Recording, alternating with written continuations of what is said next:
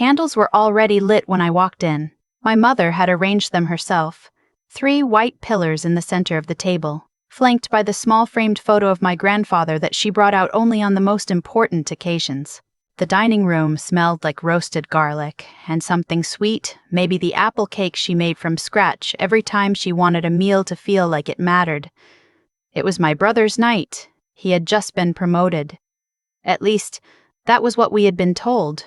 Senior financial analyst at a private equity firm in Boston, a title that meant almost nothing to me but everything to my mother, who had repeated it to every neighbor, every church acquaintance, every person who asked how her children were doing. She said it the way people say things they have practiced, carefully, with a small pause before and after, as if the words needed room to land. My husband was quiet in the car on the way over. He did that sometimes. He would get still in a way that was different from his regular quiet. My husband worked in forensic accounting. He had spent 11 years following money.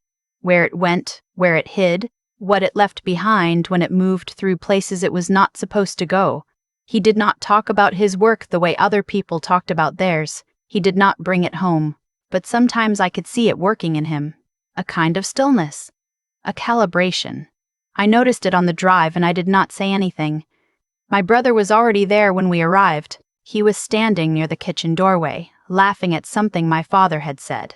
And when he saw me, he opened his arms and I walked into them the way I had done since I was 7 years old. And he was 11, and he was already the person in the room who knew how to make everything feel less sharp. He was good at that. He had always been good at that. Dinner was loud in the way our family dinners were always loud. My mother passed dishes without being asked. My father told a story about a leaking pipe and somehow made it funny. My brother talked about Boston, about his apartment near the waterfront, about a restaurant he had been to twice. He was relaxed, warm. He laughed easily and asked questions and remembered details about things people had mentioned months ago. That was also something he had always been good at. We were somewhere in the middle of the meal when my husband leaned toward me. He did it slowly, like he was reaching for the breadbasket. His shoulder came close to mine, and he kept his eyes on his plate, and he said it very quietly, in a voice that was almost nothing. Some of what he's saying doesn't line up. I turned to look at him. He wasn't looking at me, he was cutting something on his plate. His expression was the same expression he wore when he was reading something, focused, a little distant, very still. "What do you mean?" I said. I kept my voice low. "The timeline?" he said. He mentioned the promotion happened after the Henderson account closed. But earlier he said he was in Chicago for the Henderson close. He can't have been in both places. Maybe he misspoke. Maybe. He put a bite of food in his mouth and that was the end of it, for the moment. But I kept watching my brother, not in the way anyone would notice. I watched the way you watch something when you are trying to decide whether you imagined a sound. My brother was still laughing, still warm, still easy. He refilled my mother's water glass without being asked. He told a story about a colleague named after a city, Denver, he said, and we all laughed. And the story was funny and detailed and landed perfectly. He was very good at this. That thought arrived and I did not know what to do with it. On the drive home, my husband didn't bring it up again. I almost did. Instead, I watched the streetlights pass and I thought about the Henderson account and Chicago and Boston and how my brother had told 2 different stories in the same evening and neither of us at the table had caught it except for the man who spent his days following the gaps between what numbers said and what they meant. I didn't sleep well. I woke up at 2 a.m. and lay there in the dark thinking about small things. The way my brother had paused before answering when my father asked about his year-end bonus, a fraction of a second, probably nothing. The way he had changed the subject smoothly when my mother asked about his colleague's wedding he was supposedly attending in the spring. He said something about dates being uncertain and then pivoted to asking about my cousin's new baby, and my mother lit up, and the conversation moved and I hadn't thought about it until right now, in the dark, at 2 a.m. I told myself I was being ridiculous. I got up and drank a glass of water and went back to bed and did not say any of this out loud. My husband brought it up 3 days later. We were eating takeout on the couch, and he said it the way he said most things, without build-up, without performance. I looked up the Henderson account, he said. I set down my fork. It closed 14 months ago, he said. It was a public filing, regional deal covered in 2 trade publications. There was no Boston office involvement. The close was managed entirely out of Chicago. He could have been consulting, I said. He could have been. He picked up his own fork. But the firm he named, I checked their public employee directory. His name isn't listed. The room felt different after he said that. Not colder, just altered. Like a room after someone has moved a piece of furniture you didn't know you had memorized. People aren't always listed, I said. They're not, he said. It doesn't mean anything on its own. He paused. I just thought you should know what I found. He was not telling me what to do with it. That was also something I had learned about him over years. He separated what he knew from what should happen next, and he handed you the first thing and let you decide about the second. I sat with it for a week. I went to work and came home and cooked dinner and called my mother on Tuesday the way I always did, and she talked about my brother for a full 8 minutes, the promotion, the waterfront apartment, a charity gala he had apparently attended, and I listened and said the right things and felt something sitting in my chest that I could not name. On the following Saturday, I called my brother. We talked for 40 minutes about nothing important. His voice was the same. He was funny and warm, and he asked about my husband's work and about the trip we were planning for the fall. At the end of the call, I said, almost like an afterthought, "Hey, what was the name of that colleague you mentioned? The Denver one?" A pause. Very small. A breath, maybe. "Why?" he said. "I don't know. I just thought the name was funny. Denver." "Oh yeah," he said. "I think I got that wrong, actually. His nickname. It's something else I can't remember now." "No worries," I said. We hung up. I sat in my kitchen for a long time after that. There was a difference between forgetting a nickname and correcting a story you hadn't known anyone was checking. That difference was small. It was the kind of small that only mattered if you were already looking. I was already looking. My husband was careful about what he shared with me from there. He said more than once that he did not want to investigate my brother, that it was not his place, that he had only said something because he loved me and because he had a particular kind of mind that noticed these things involuntarily, the way some people cannot stop seeing typos or hearing a note played wrong. He said he would stop if I asked him to. I did not ask him to. Over the next 2 weeks, here is what we put together. The firm my brother worked for was real. It was a mid-sized private equity company with offices in Boston and New York. But the title he had given, Senior Financial Analyst, did not match the organizational chart on the firm's public website, which listed a different name in that position. When my husband ran a search of financial analyst licensing databases, my brother's credentials came back as expired, not recent, expired by 4 years. There was more. The waterfront apartment my brother described, my mother had repeated the address once. Proudly, the way she repeated things that impressed her, was a rental building. Public records showed the unit was leased to a different name. A sublease was possible, of course, but paired with everything else, it stopped being a footnote. My brother was 34 years old. He had graduated from college with a business degree and entered a financial analyst training program at a firm in New York at age 23. As far as our family understood it, he had worked his way up steadily since then, moving to Boston 4 years ago for the senior role he now held. Our parents had been proud in the sustained, quiet way of people who do not need to say things out loud because they have simply folded them into their understanding of who their child is. I did not know what any of this meant yet. I made myself wait before doing anything. I had learned, in my own work, I was a project manager, not an investigator, but the principle held that the worst decisions got made when someone acted on incomplete information and called it courage. I called my brother on a Thursday evening. I told him I needed to talk to him and that I wanted to do it in person. He said, "Is everything okay?" I said, "I think so. I just want to see you." He drove down that weekend. We met at a coffee shop 2 blocks from my apartment, a place we had been dozens of times. And when he walked in, he was wearing the same gray jacket he'd had for years, and he looked exactly like my brother, exactly like the person I had grown up knowing. He hugged me and ordered a coffee and sat across from me and said, "So what's going on?" I had thought about how to start. I had written things down and crossed them out. In the end, I said, the simplest version.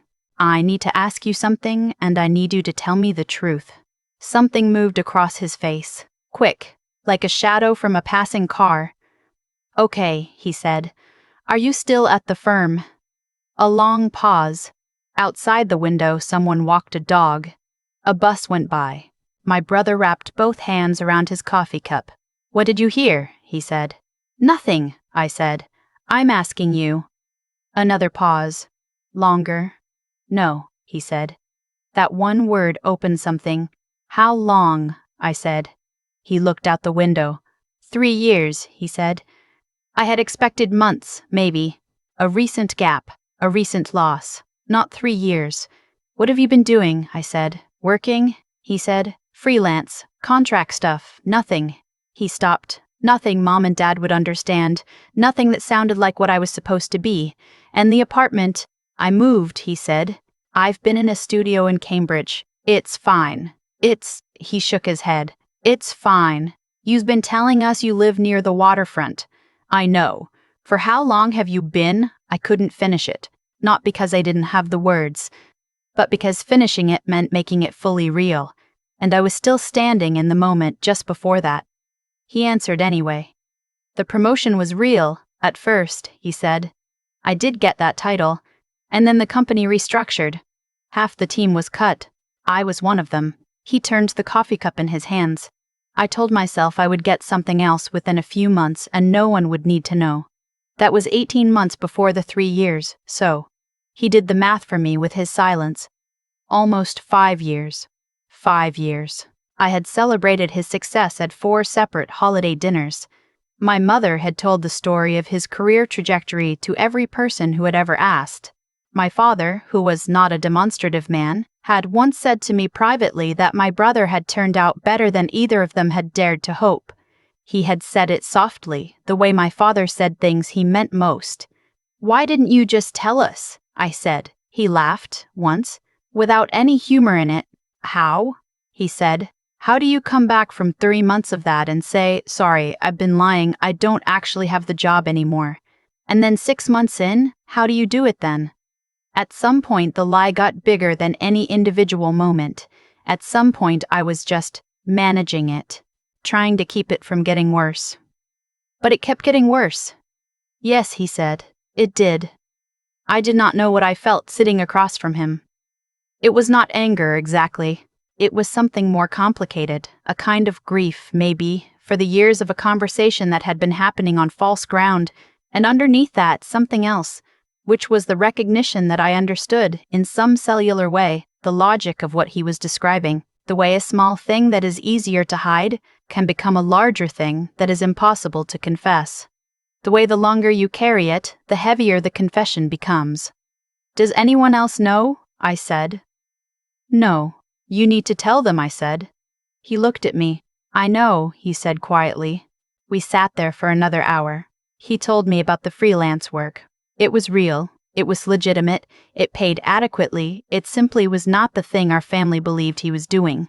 He had been too ashamed to course correct, and too afraid that the distance between what was expected and what was true had grown too wide to survive.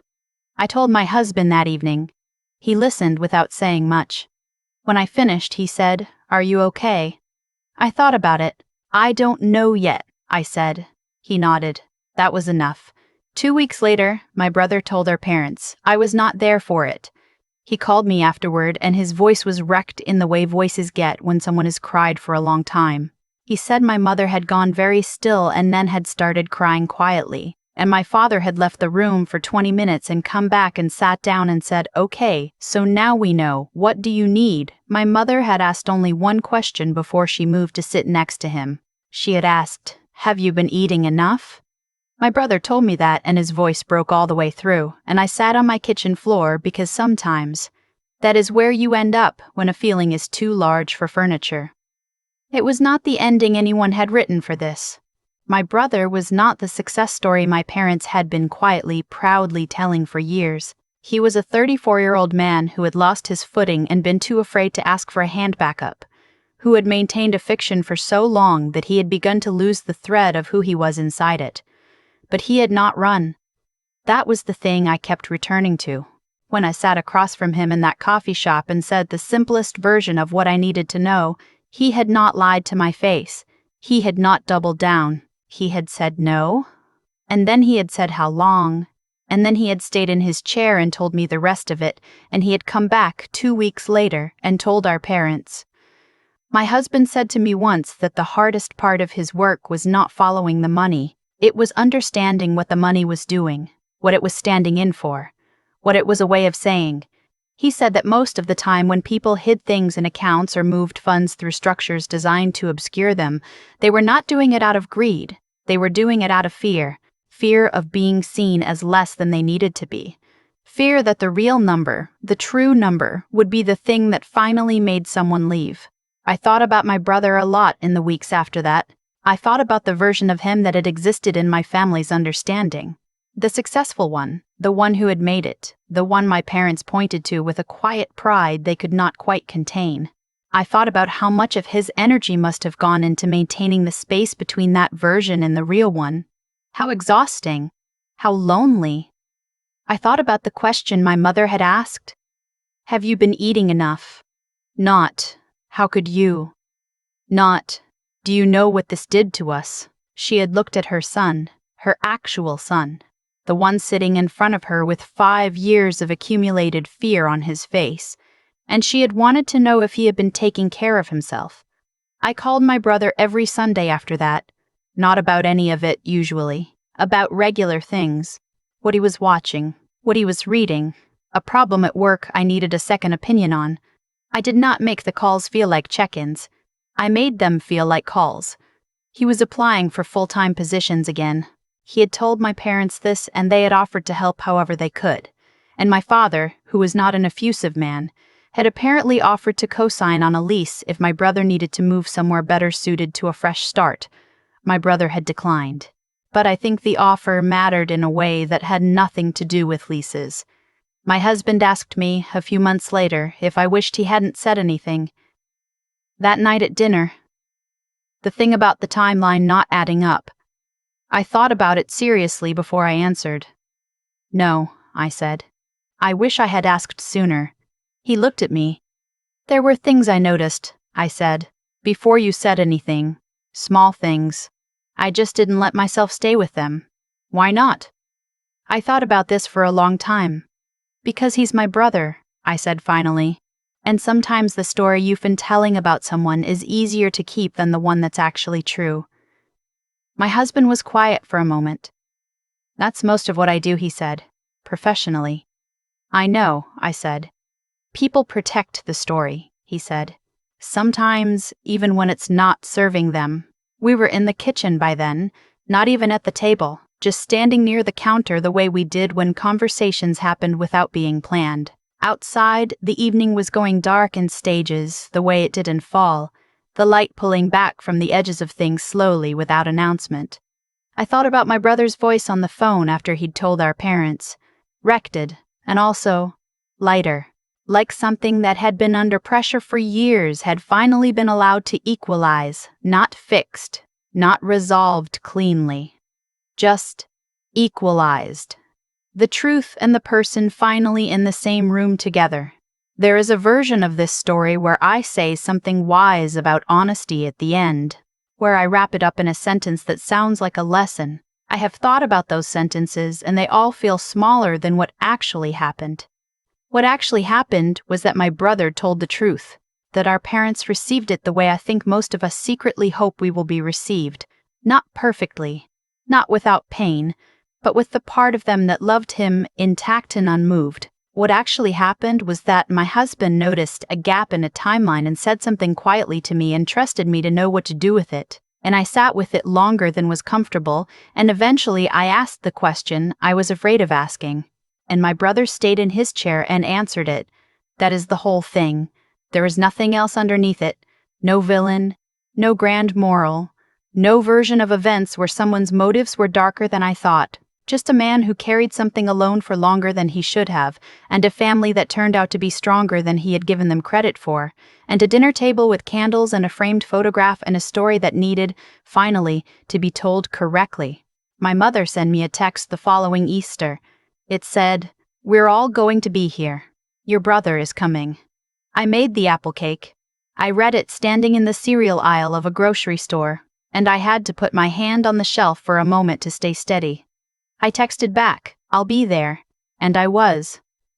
I have thought about cause and effect a lot since that dinner, not in an abstract way, in the specific, granular way of someone who has watched a single quiet moment, a husband leaning slightly to the left, a sentence said under his breath, become the thing that changed the shape of a family. My husband didn't set out to expose anyone. He noticed a gap the way his mind always notices gaps. Involuntarily, the way you can't unhear a wrong note once your ear is trained. He said something small to me because he loved me and because he could not unknow what he knew. That was the cause. Everything after it was the effect. And what I keep coming back to is that the effect was not destruction. It was the opposite. My brother had built a structure held together entirely by silence, not malice, silence. Fear, specifically. The fear that the real version of his life, the one where he had stumbled and lost his footing and spent years working back towards something solid, was too far from the expected version for anyone to accept. He did not give our family the chance to prove him wrong. He made the decision for them over and over, for nearly 5 years.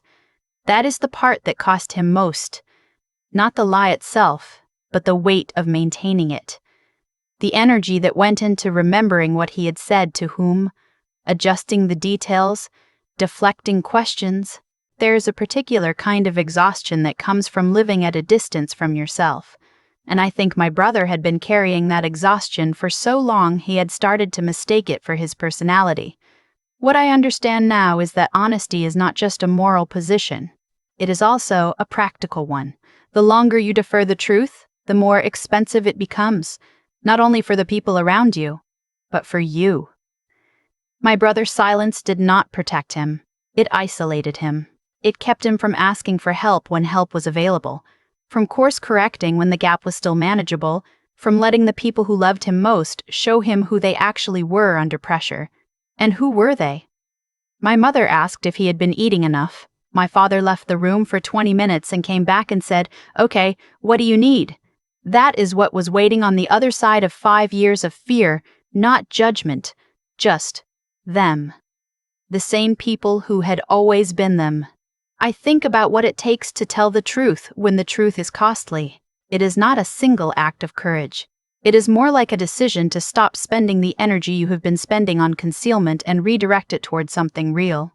My brother sat across from me in that coffee shop and he stayed in his chair. He could have walked it back, laughed it off, told me I was reading into things. He didn't.